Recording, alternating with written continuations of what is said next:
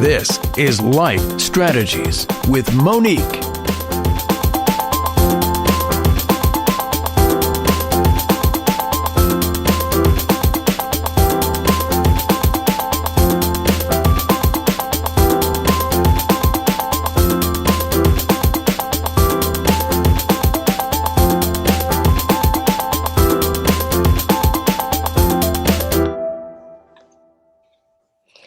Well, hello, everyone, and welcome to another episode of Life Strategies with Monique.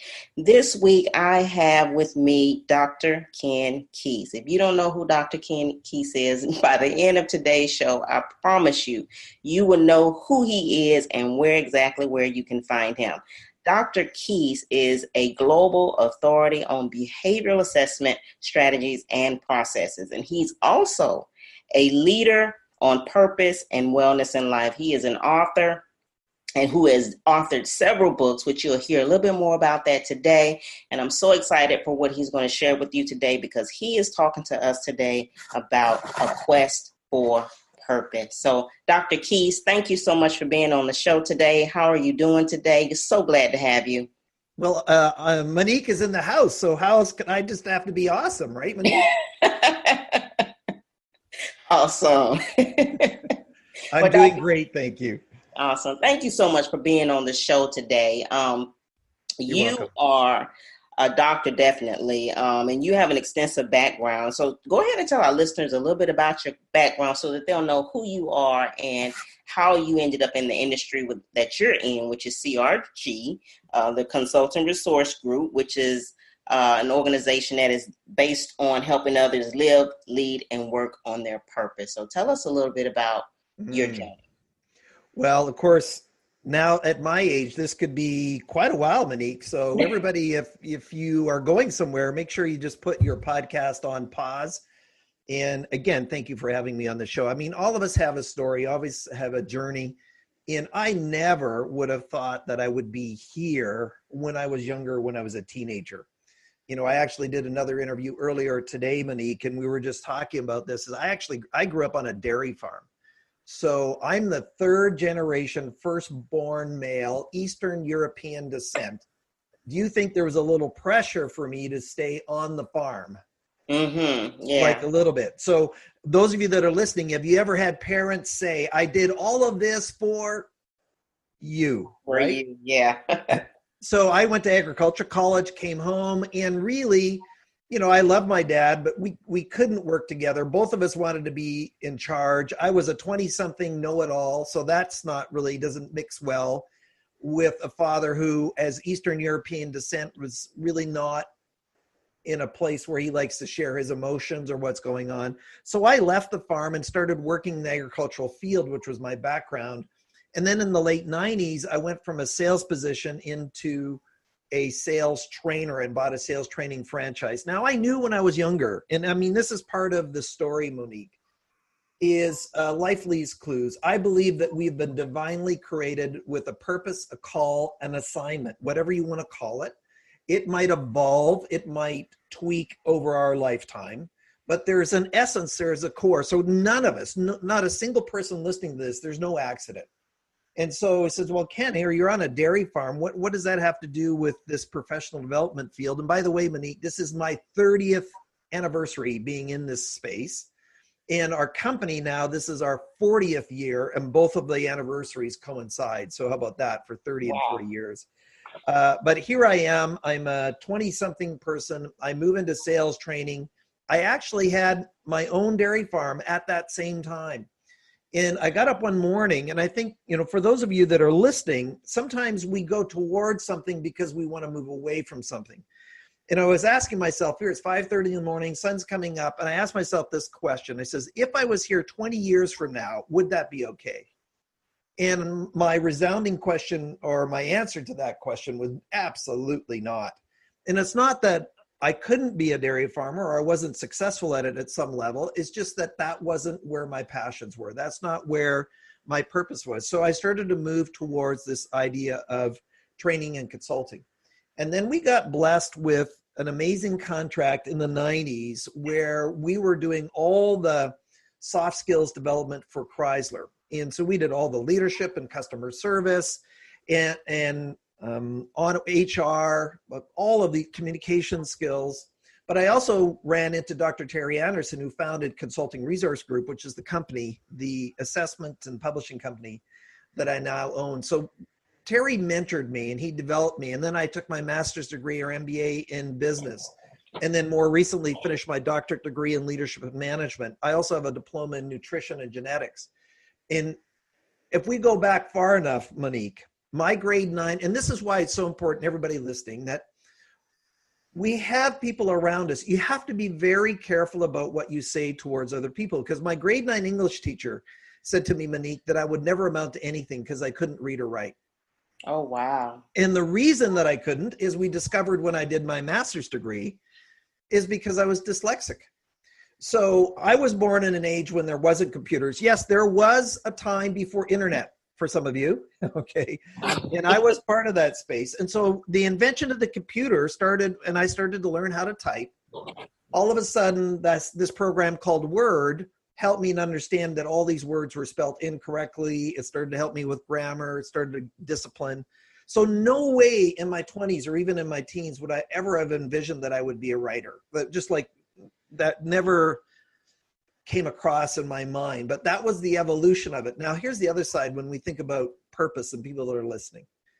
Sometimes, please don't listen to poor advice. So my English teacher, even though she was trying to be well-meaning, she was a little kind of mean-spirited English lady. And she was right. She was correct in saying that I couldn't read or write, but that didn't mean that my worth, my value, or my success was tied to that. She linked the two. And so there are many well-meaning people that said, Monique, why are you doing a podcast? What's wrong with you, Monique? I mean, you have a good job now. Why are you doing that silly thing? You never have that, right? So there are people around us who have, here's the interesting thing. Every single person, Monique, has an opinion. Very few people have wisdom. And so as part of this is that if we start to listen to everybody else about our goals, our dreams, our desires, then we very quickly are going to be living their life, not ours. It's not to say that we shouldn't get a mentor. It's not to say that we shouldn't have and get advice from people that we trust, who have been there, who have done it, who are on the track or move towards an area that we want to move to. But the last thing I want to do is get advice from somebody who on children who's never raised children. Or, and on it goes from there. And if you think about the social media world, it's so nasty and caustic. Every single person will share what they're thinking on it, but it's really not appropriate in most cases. So the last 30 years has been this journey of the developing. And it's interesting. We had this amazing contract, with Chrysler, but I was on the road, Monique, 300 days a year. Oh, wow. So I was away in 6 years. I was away from home 1,500 days. Do you think that's going to affect a relationship? So we have 2 young children. Yes. And my wife, Brenda, we're now been married for over 26 years. So we made it. However, it did result in our separation. It did result in tension in the relationship because I was just never around. So yes, I was addicted to a success, but it was costing me in my relationship, and it was also costing my health. So an event occurred that everybody here knows, and that was 9/11. And the week after 9/11, our contract was canceled. So we went from earning $100,000 a month to zero in an afternoon. And it helped me to switch and reframe. So I was still in this business of really helping others succeed. But I went from a speaker who was writing to now really a writer who speaks. And spent the next 10 years, I bought Consulting Resource Group and spent the next 10 years retooling, rewriting, and fine-tuning and creating new versions of all the tools and assessments that had previously been published and developed at the company. And it took me 10 years, and I went through 1 to 2 million words of content, published a couple of books, and then did my last book, The Quest for Purpose, more recently. And so we've been on this journey, and I said, what? That I would be here, I would do this. I just had this continuous drive to want to learn, and that's why I took my doctorate degree. And then what happened, Monique, and you're familiar with education, is that there are many institutions out there now who have adjusted how people can learn to match the learner. So I took a project-based doctorate degree where I actually just wrote a thesis. I didn't have to be forced into taking courses that I wasn't interested in. So that's where all of a sudden we are able to be successful in that space because we're appealing to what our passions and what we're interested in. And that's same for everybody else that's listening. Wow. Wow. So your company now, because you've already established to our listeners that you are now the only owner of CRG, which is Consultant Resource Group. So talk a little bit about to our listeners on exactly what your company does. Well, when we think about success in life, there's all this research now. And, I think, again, divinely, this is our responsibility to kind of get clear, is that every single person is born with gift, talents, abilities, and orientations. And there's a big word that society's using called self-awareness. And so we are masters in helping you become self-aware or conscious. Other people call emotional intelligence. And then we have a dozen assessments that help you get clear about different elements in your life, right? The spiritual path is still important, but these other things like gifts, talents, abilities, I need to uncover those. I need to discover those. Remember, really, discovery is reserved for the seeker. So what we do, as well as anybody in the world, is to give you tools, assessments, and resources to help you to create clarity in several different areas in your life. Because we believe in a holistic development, Monique, not any single one. So we have, many people call it personality. We call it personal style. So we have a personal style assessment. So we believe you are born with natural predispositions or natural orientations of preferences. And here's why this is important. It's foundational for all of us, is that if all of us were the same, that would really be not very good, would it? Now, I know that people are different can irritate us for sure. And a lot of times we even marry that person who is opposite of us. So what we attracted us now irritates us. But on the other hand, when we think about roles and responsibilities, think about the orientation or preferences or skills needed for a forensic accounting auditor and somebody else who's a stand-up comic, or maybe somebody who is in policing, or, there's all different, what we call personal styles represented in all different roles. But we have these preferences. And so the other thing, Monique, is that this is I'll call it the divine intervention, how God really created us, is that we are perfectly created for the assignments he has for us. So if that's the case, I don't have to try to be like somebody else. I need to be the best that I can be. Now, sometimes what happens is I'm the number one person to get in the way of who I am. So we say that your personal style is not an excuse for your behavior. So I need to take responsibility in how I respond. We don't believe that people are naturally offended. You choose to be offended, meaning, maybe somebody didn't put the salt and pepper shaker back where it's supposed to belong. That's offended. Or road rage, or that person didn't say thank you the way that you wanted them to. That's all self-centeredness on our part because we want them to meet our expectations. So if we're trying to be free, I'm not saying what everybody does is appropriate or even permissible, but to be offended is a choice. So we really help in our work. So we have the personal style indicator. The other thing, Monique, we have another assessment. Our second most popular one is our values preference indicator. So we get people to help them understand what we call their internal or behavioral values. These are things that inspire you. These are things that they need to be present for you to feel fulfilled. And the reason that all of these steps are important, it's not for being self-centered, Monique. It is for us to be self-honoring. So when I know that I know who I am, then I can make intentional decisions. I can make confident decisions. And I can be deliberate in all the things that I do because I know that I know that I know. So think about somebody, those of you that are listening, think about somebody who lacks confidence, who lacks clarity, who is uncertain, who is unsure. They really have a confused life, don't they? They struggle. And part of their responsibility, and I say, why are there so many people who are struggling? Well, that's because they haven't been willing to do the work to get clear.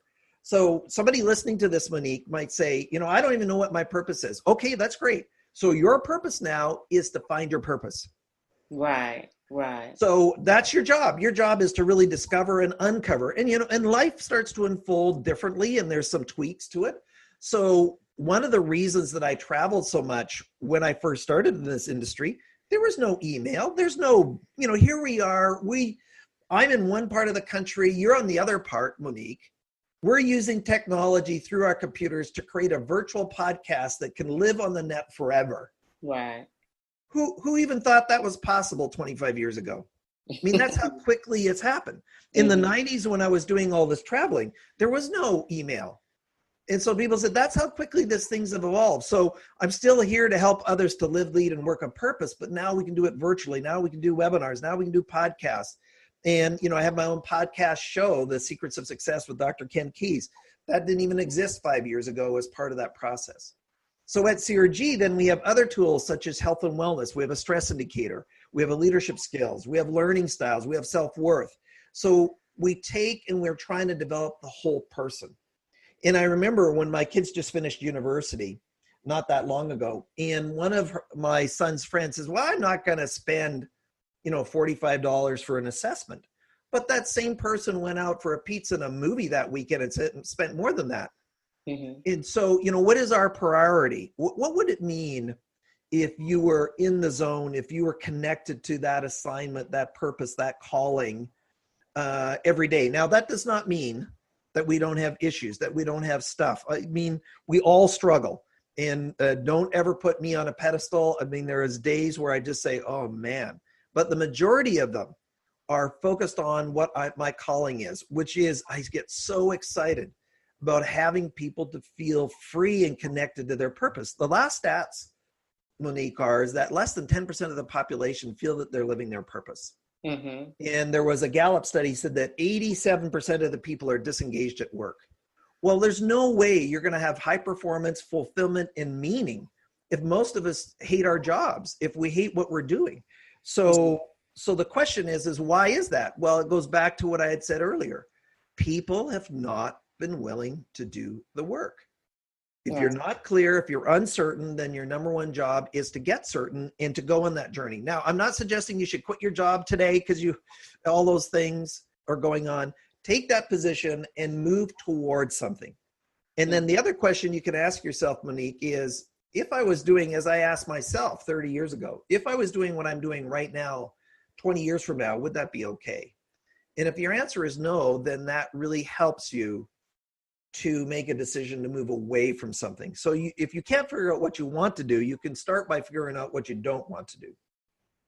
Right. I love what you said about asking yourself that question, 20 years from now, would I still want to do this?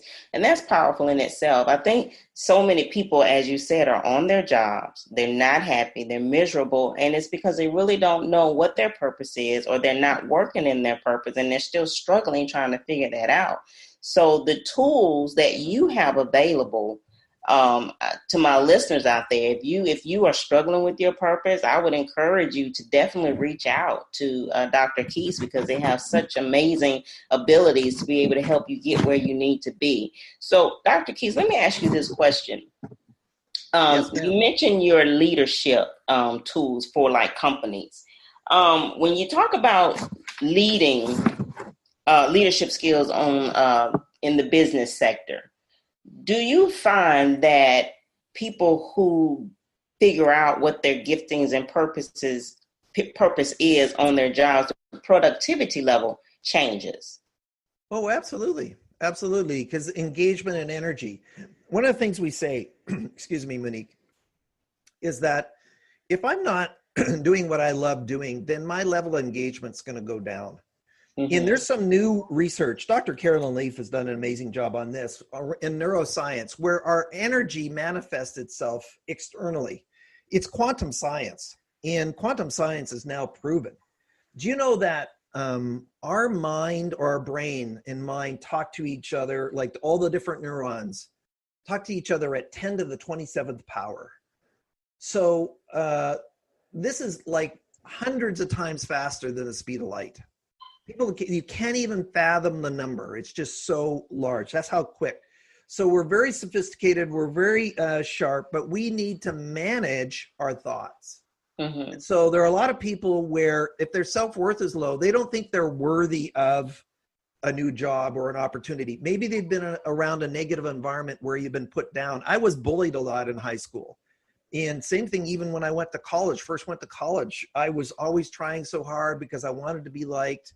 I was the eldest in a very conservative family, and, you know, nothing against my parents, but they really didn't equip me for the real world. And when it came to relationships, I was not emotionally intelligent at all. And so that really was, I was suicidal even when I was in high school in my 18 and 19 years of age. You know, as a senior, just because I was picked on and bullied so much. And then think about my not being able to read or write, and there were no computers at that time.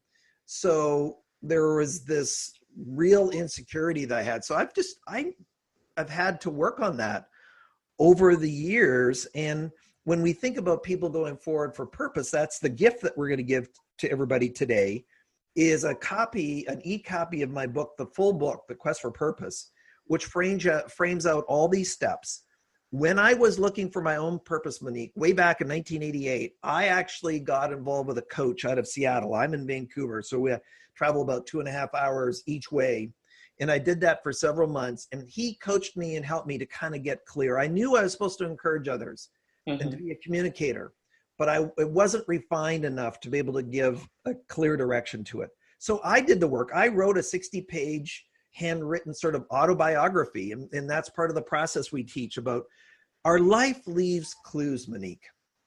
It leaves clues about those things that energize us. We actually don't believe in motivation. And here's why, is because inspiration and callings, they inspire us, they draw us, they energize us. If I have to motivate you, then that's something that's forced. And so if I'm in this natural space, like right now, this very moment, and I think you can even tell, right? I am not working. Are you kidding me? I mean, to do this interview with you, what a privilege, what an honor to be able to do it. This is not work. Yeah. And could I do this again right after this? You bet you. And my wife, who is worked at a university, her comment was, I could never do what you're doing there. And I said, well, that's the different gifts. I said, that's why you love being an administrator and putting programs together. And I said, I'd rather not do that. And so when you think about it, for everybody listening here, every single person is worthy. Every single person has an assignment. Every single person has a calling. And yes, we're going to have stuff happen, but how are you going to respond to it? And your mindset about being optimistic or pessimistic is a choice. It is always a choice. And if we blame or in denial or get guilty, that is very dysfunctional mindset and emotional state. If you take responsibility for your condition, no matter what's happened and no matter what any other person has done, then you're in charge. And so as soon as we blame somebody else or the government or this group or that group or whatever, then we have disempowered ourselves. We're disabled ourselves. And you don't want to do that. And so again, I'm not saying that what they did was appropriate, but your response has always been in your court, but do you know it? And now you can take charge through one of our tools or resources. This is a journey. This is not something where you just show up today and then away you go. So, leaders, one of the comments we make, Monique, is my ability to lead others is equal to or less than my own development. And leadership's an issue in all areas. It doesn't matter, nonprofit, church groups, business, government, doesn't matter. Is that what I say and what I don't say is a reflection of my emotional intelligence. And the research is clear. 70% of people think that their supervisor is incompetent. So there's not a lot of confidence in the abilities of people that they're in their leaders because they really have never been trained. They've never developed, or they never thought that they needed to do it. Wow, that's a powerful statement. And I want to refer back to one of the things you said earlier about doing something that you love so much. Basically what you said was you love it so much that you really wouldn't have to get paid for it because it's what you love doing. And I've heard people say that before. What is the one thing you would do that you wouldn't have to be paid for? That's how you're truly in your calling, you're in your gifting because you're passionate about it. You love it. And, you said that's where you found yourself, like this podcast, you said, this is something you can do, with your eyes closed because you're passionate about it. And I think that again, that is a place where a lot of people fall short, knowing what they're really, really passionate about. And for me, I like you, I believe that people have gifts, they have talents and something that God has put them on earth for, but it's just a matter of really figuring out what that is. And as you said, they don't want to do the work or they don't know where to start. So for my listeners out there, what Dr. Keys, what would you say to this person out there that just doesn't know where to start? I want to answer that question, but I want to back up one step and clarify one point around Okay. this passions. Passions on their own will not lead to our success, generally speaking. You need to have skills and competence on top of it. So I've done 150 episodes of my own podcast as a host. I've done over 100 interviews over the years, so 250. I've done 3,000 presentations. Wow. So why do I have all this information really at the top of my head? I have no notes in front of me, right? It's because I've done this so often. You would not wanted to have listened to my very first presentation. I was depressed after it. It sucked. It was terrible. So part of passion is that passion then also has to be converted in, do I have the skills and competencies to deploy and to live that passion out? And the other one is sometimes you can have a passion which is not paid. So let's say you really love music and you're maybe like my kids are on the worship team at their church, but they don't do that as a profession. They have other jobs that they do. So they really combine these different things that are going on. So let's go back to your question. What does somebody who is listening do? Where do they start? Well, first of all, what happens is that you don't have to, you can give yourself, just let yourself go. Don't feel guilty. Don't beat yourself up for where you're at. Just make a choice that it's going to be one step at a time. This idea of what's your purpose in life, for most people is too big, Monique. It's too overwhelming. And so what we do, what I actually break down in the Quest for Purpose book, which everybody's going to get a copy, and we'll give you the secret hidden URL here in a moment at the end of the show for everybody to get this free gift, is that we break it down to little micro bits. And I'll give you an example of some things that listeners could do. We say, let's say, what are some of the smells and tastes and environment that you like that really excites you? Well, maybe you love the ocean, or maybe somebody else like being by the water, by the lake, or maybe you like to be in the mountains, or maybe it's the open prairies, or you love the energy of a city. So so geographically, what kind of places do really enthrall you or excite you? Or if you think about what kind of people do you like hanging out with? And so we're starting to take all these pieces. We're not setting up a purpose yet. We're just paying attention to the pieces of our life that excite us, that enthrall us, that are positive, that are energizing. I love adventure. So I recently, with my daughter, for her graduation gift, we went skydiving together. We did bungee jumping. We've done zip lining. Whitewater rafting. So those are some of the things. Now, that's not my profession, but those are some passions that come in as far as adventure and feeling fulfilled in life. So we take all these pieces of the puzzle, and then we start to construct, what would a life look where these pieces exist? So I love learning. So I consume 1 to 2 hours of podcasts every day. So for those of you that are listening, when we think about now where a person could go, Monique, and thank you for hosting and thank you for serving in this way, is that people now can get what they want, when they want, how they want it instantly. There's never been a better time to grow yourself, to learn about yourself. What I also get people to do is then to write an autobiography. If you're 21 or you're 51, you're going to have a different length of that, of all the times and situations and events in your life where you were enthralled, where you were engaged, where you were excited. And then you write that out. And what happens is I only want you to focus on the events that are just like rock your boat. They're just positive. And I did that personally. And somebody said, well, that's going to take me a lot of time. So are you willing to do the work? If you don't do it, a month from now, where are you? You have no autobiography and you're no further ahead and you're still frustrated. And so somebody thinks, Monique, that you and I just got here by just showing up. This has been hard work. To be on the road 300 days a year, that's not a badge of honor. That's a payment plan for being able to get better, to do, a couple thousand presentations. There were some real dogs in that whole thing, but I'm much better now because of that. And 30 years later, And so we've paid the price to develop our skill and hone our skills to get there.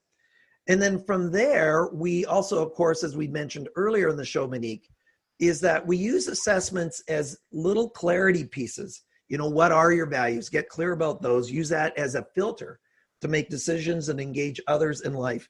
And it's so revealing. There was actually, UCLA did a study, excuse me, when you know your values, your stress level lowers significantly. So when we don't know who we are, when we're consternated, where we have confusion, then our cortisol levels actually go up. And that's where immunity goes down and sickness goes up. So as a result of that, just even clarifying, and they did that in a research study, University of Chicago proved that by knowing your values is that my ability to make more objective decisions increases. In other words, the quality of my decision-making improves because I know what my values are. There's a research study that says, Monique, that if you don't know your personal style, so other people call it personality, only 2% will realize their potential. Well, why is that? Because we take whoever we are, wherever we go. Every single person on the planet has it. And our personal style indicator is accessible to anybody that's 15 years of age or older. And it's a powerful, simple process for people to get clear about their preferences so that they can sort of be in charge of who they are, make intentional decisions on relationships, careers, jobs, all those different elements. And all of a sudden you're free. And then also we equip you with emotional intelligence to understand people who are different. So you're not so frustrated with them so that you can connect and lead others who aren't exactly like you. And then when you think about self-worth or wellness, a short story, and I know that your show's almost up, but in 1987, I was diagnosed as manic depressive and put on an antidepressant called lithium. And one of my friends out of Dallas, she said, you know, Ken, I don't believe that you're depressed. I just psychologically, you're just not. There's just no indications there. I need you to go to your doctor and ask him to do this test, which was a glucose tolerance test. And we discovered, Monique, I wasn't depressed. I was hypoglycemic. And so I was medicating myself with like a gallon of Coke a day. And you guys know how pathetic that is for our system. So all the processed foods that we have in our environment. Now, remember, I'm an agriculturalist. So, and I grew up on a dairy farm and I get this. But if we go back to how we ate 100 years ago with natural food and not processed foods increase our, our diabetic situation that we have. 70% of the people are diabetic or pre-diabetic in North America now. Our cognitive function decreases because of that. Our energy decreases because of that. If we are sleep deprived, then I'm not going to be courageous to make the more difficult decisions. So all of this is intertwined into a holistic approach. That's why the spiritual side is important too. There was a study done of 8 to 12-year-olds that what's the number one factor that contributes to your self-worth? And they said their belief in God, capital G. So even 8 to 12-year-olds realize that there's something bigger that's going on and why it's important and why it makes a difference to them, because they have confidence in a world that they don't see called the spiritual world. And so I do believe that we are spiritual beings having a physical experience. And so really tapping into all of that is what equips us to go to the next level. Wow, that's awesome.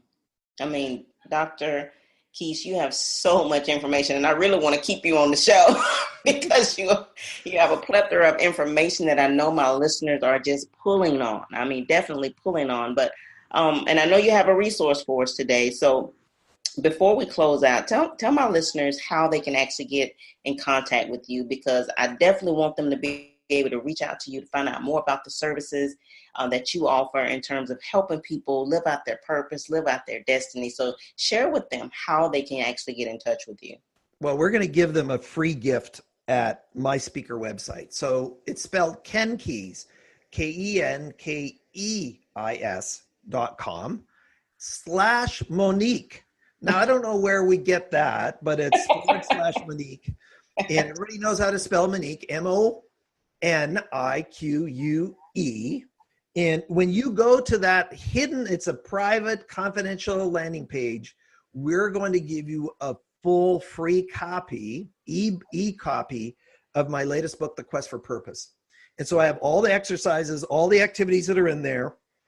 I reference the assessments that I talked about, and then there will be links and references to how you could get those tools to complete them. But that's the best way to find out about myself, but also get the free gift from you. And then we have, contact boxes there if they want to, ken@crgleader.com. If you have an organization or a group, like we do education, we do learning styles too. So, I created a program called Why Don't You Teach the Way That I Learn? So you're right. There's just so much content that I want to impart. And of course, my staff sometimes say, Ken, they can't get it all in 35 minutes. You need to take a breath. Yeah. So, and somebody said, well, how can you do it? And I said, well, 30 years of writing 4 million words of content over and over and doing 3,000 presentations, it helps you to recall what you are teaching. Awesome. Well, Dr. Keis, thank you so much for taking the time to share with us your information today. To my listeners out there, I truly hope that you were blessed by the information that Dr. Keis shared today. All of his information will definitely be in the show notes. So when you click on the link to the podcast, make sure you look at the show notes and you'll see all of his information there. And you'll also see that link for the freebie that you're going to receive, which is his book, The Quest for Purpose, a self-discovery process to find it and to actually live it. So I'm encouraging you guys, if you don't know your purpose and you don't know your destiny, get that link and start there. Dr. Keis, thank you again so much. To my listeners out there, stay educated and empowered. And thanks for listening. You've been listening to Life Strategies with Monique. Contact Monique Pettaway at www.moniquepettaway.com or info@moniquepettaway.com.